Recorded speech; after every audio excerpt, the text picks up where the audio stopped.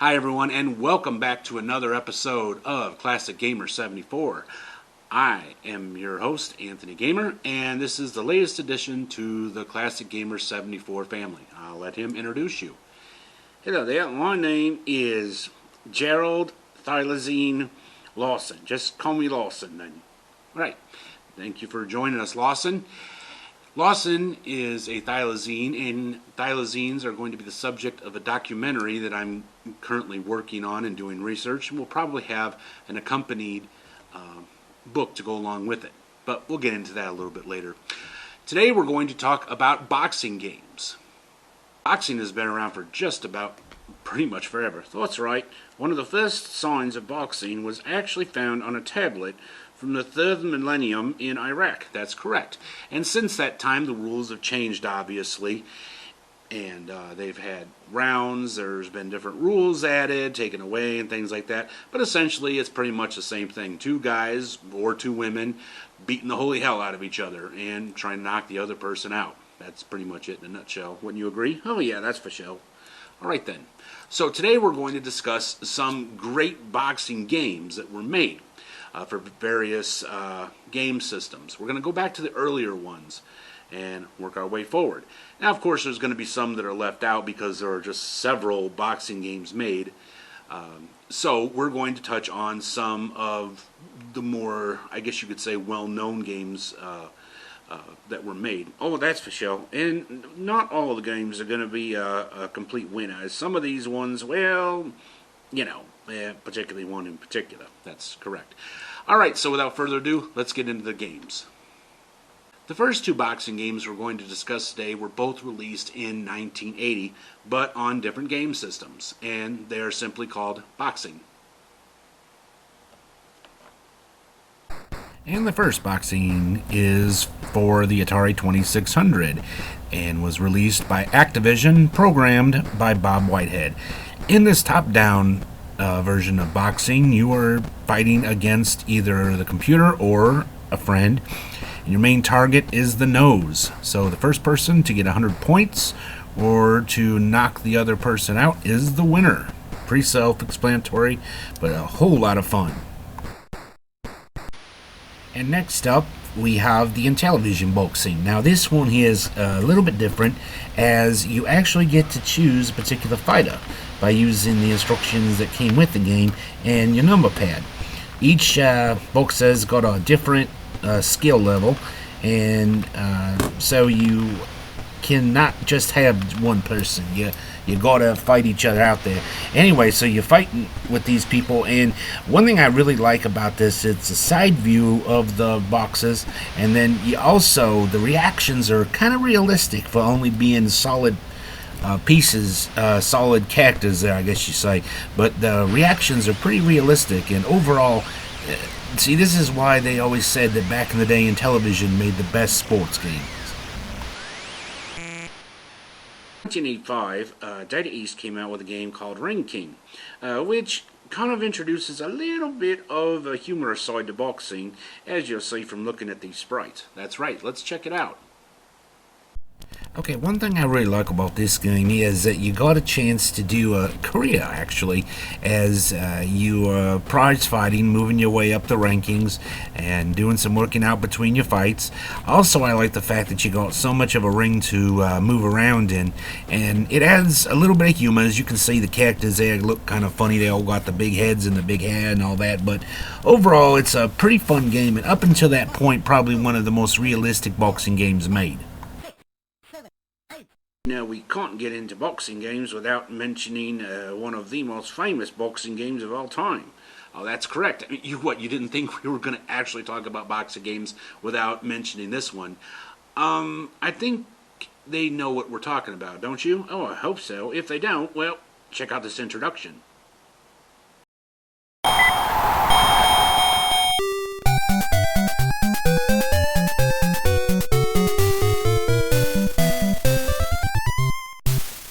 So before we get into the world-famous NES version of this game, let's check out the arcade version itself. Nintendo released the game Punch-Out in 1984. Now, there is a whole backstory about the game, about the cabinets, some cool conspiracy theories and hidden Easter eggs and all kinds of stuff, but in this episode we're just going to discuss the game itself. If you'd like a separate episode where I just discuss the Punch-Out universe, let me know in the comments section below.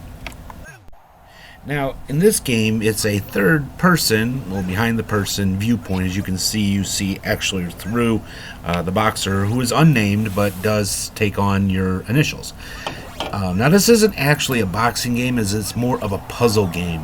As you're not straight boxing, you're reacting to your opponent's punches and different types of punches, and you learn dodging. So the game itself follows a pretty set algorithm, and it's mostly the question of learning your moves and learning their moves, memorization, and executing those particular punches. You have an uppercut, you have a high punch, a low punch, and then you also have a once you get the meter all the way up, you can use a knockout uppercut blow. And you have characters that you fight against. Some are relatively easy to learn their secrets, and some are pretty tough. It just depends. Overall, the game itself is just simply a lesson in memorization and reaction, which, as you get a little older, it gets a little more difficult. Although as big of a hit as the arcade game was, it nowhere near came close to the legendary status of the NES game.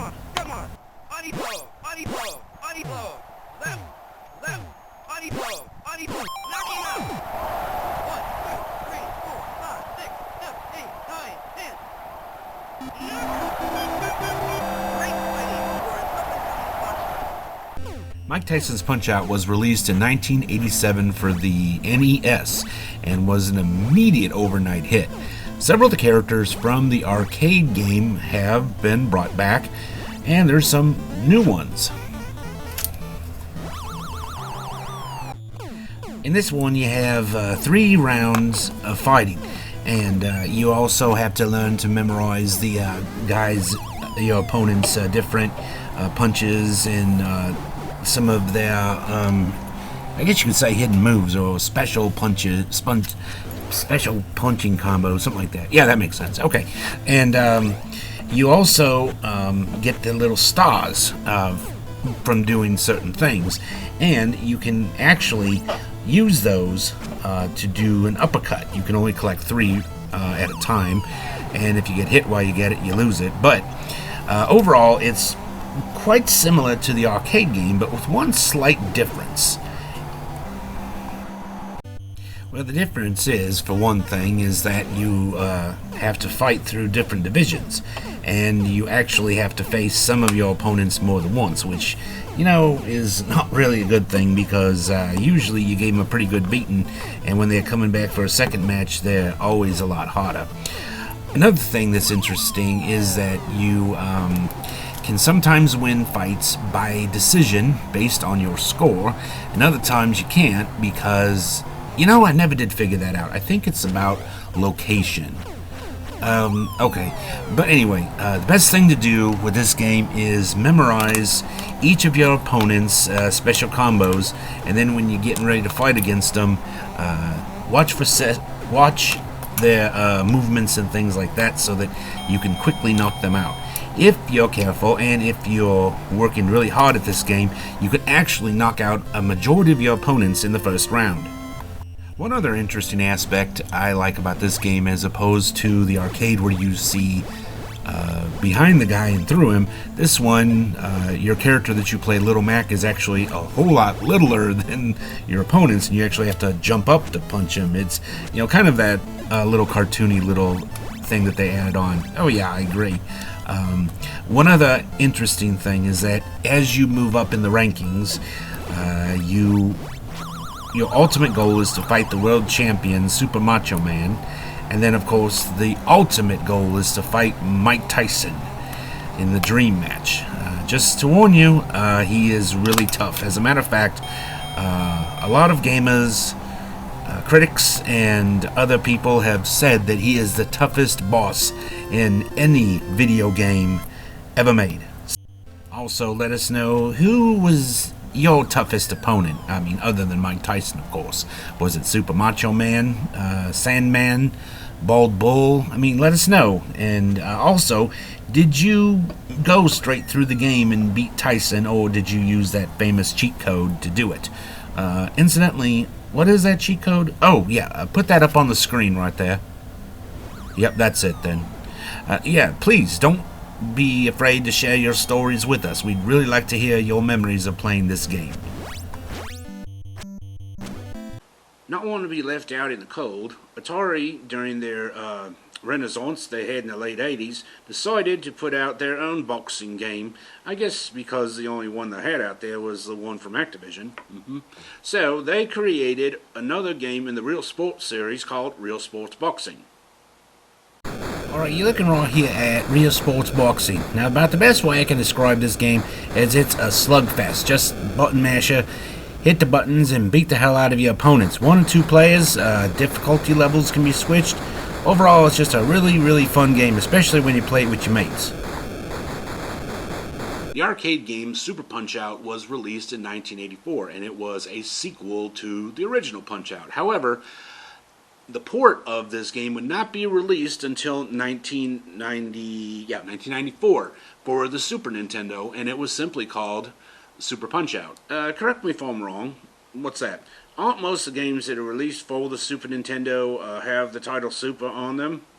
Yeah, pretty much. When I was cataloging all the games, a good large percentage of them had Super put into the title, so it makes perfect sense. Alright then. Alright, and you are looking at the arcade of Super Punch-Out. It's pretty much the same deal as the original Punch-Out. You have new characters.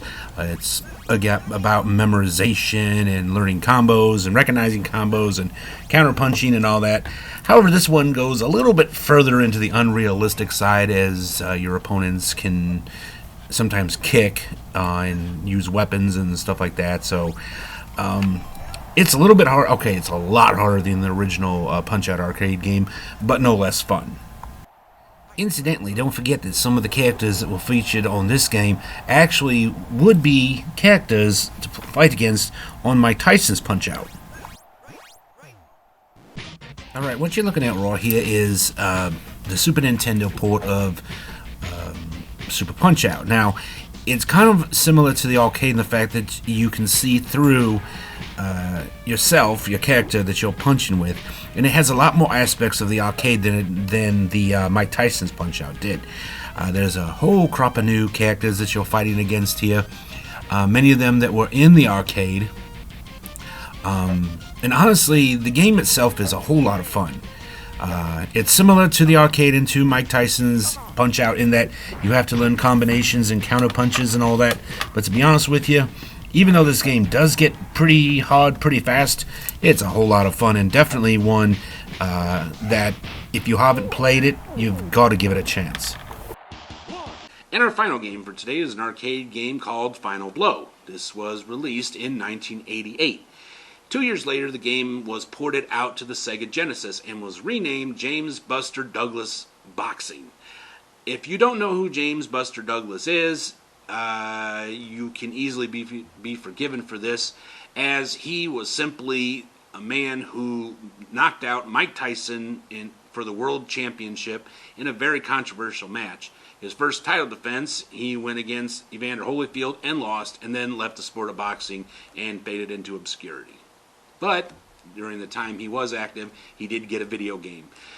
Now, let's check the game out then. Alright, me personally, I was not a big fan of this game.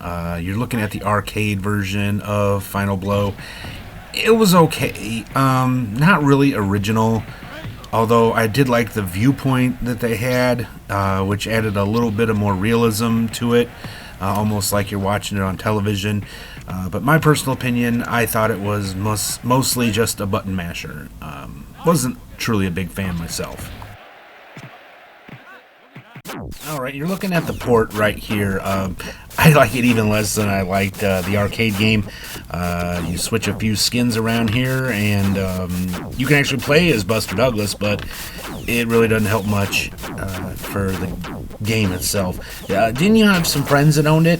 No, actually I didn't. That's the thing. I had friends that were like diehard Genesis fans, and they didn't even own this game. So yeah, it was a game that pretty much was forgotten, just kind of like Buster Douglas. Time, a lot of boxing legends have endorsed boxing video games. Of course, today we only discussed two, but another episode we'll discuss the ones that were endorsed by George Foreman, Riddick Bowe, among others. And then there were some games in which legendary boxers made appearances, but that will be in another episode. In our next episode, we will return to an old favorite where we will be discussing Lost Classics for the Atari 2600. Well, that brings us to the end of another exciting episode of Classic Gamer 74. I really hope you all enjoyed it. If you did, you know what to do. Give us a great big thumbs up, subscribe if you haven't already, and don't forget to click that little bell icon down there so you'll be notified when I upload new episodes. Also, please don't forget to check out our music videos, as I have been mixing some of my favorite songs and artists with some video games. Check those out, as there is a playlist where you can where you can binge watch all of them, and I will have a new one coming out just about every week or so. Well, until next time, I'm Anthony Gamer, and I am lost in the Thylacine, and we will see you all in the next episode. Please keep in touch with me via social media or in the comments section below to find out about all my upcoming projects, including my documentary about the Thylacines and some books that are in the work. So, until next time, be strong, be safe, be happy, be healthy, and above all, take care of each other and be kind to each other. See you guys next time. Bye, everyone. Goodbye.